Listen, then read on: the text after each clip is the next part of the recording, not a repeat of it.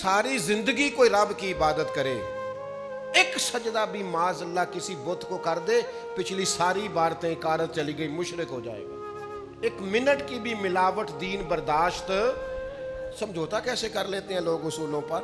न करें समझौता। आप जरा खड़े होना सीखें, आप थोड़ा डटना सीखें, आप थोड़ा अपना मोराल बुलंद करें।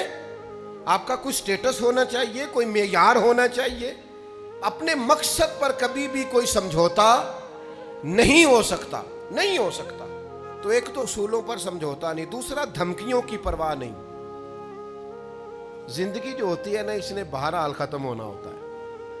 तो अगर कोई शख्स अपने नेक जायज और दीनी मकसद के रास्ते में धमकियों की परवाह करने लग जाए,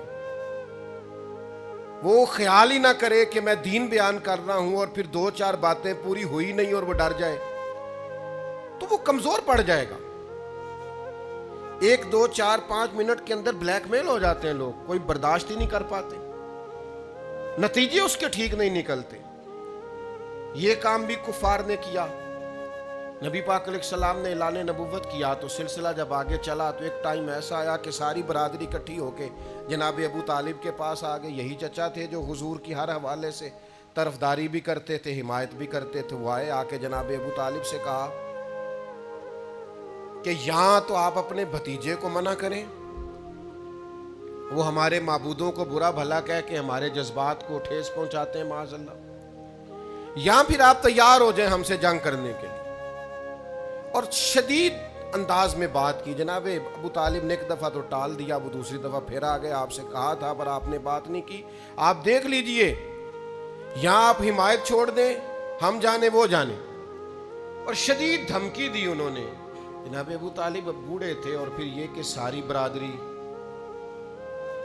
उन्होंने नबी पाक अलैहिस्सलाम को बुलाया, सरकार तशरीफ़ लाए तो कहा भतीजे मैंने हर मौके पर आपकी मुकम्मल हिमायत की है, मैं सारी बरादरी का बोझ नहीं उठा सकता, आप अपने कबीले के साथ बैठ के बात कर लें।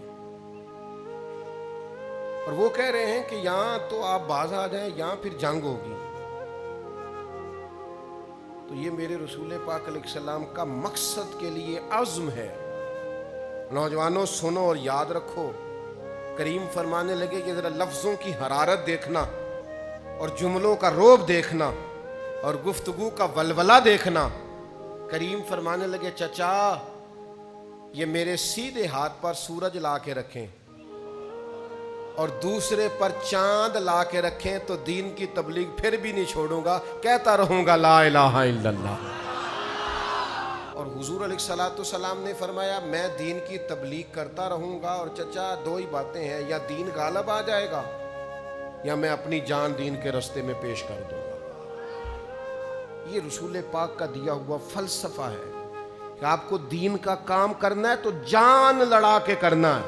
ये शहादत गाहे उल्फत में कदम रखना है। लोग आसान समझते हैं मुसलमान होना, आपको फिर पूरी मुशक्कत के साथ जख्म पे जख्म खा के जी खूने जिगर के घूंट पी आह न कर लबों को सी। ये इश्क है, कोई दिल लगी नहीं। चुप कर कोई गिला ना करना, शिकवा ना करना, किसी किस्म का लफ्ज जुबान पे एतराज का ना लाना। ये इश्क है, कोई दिल लगी नहीं।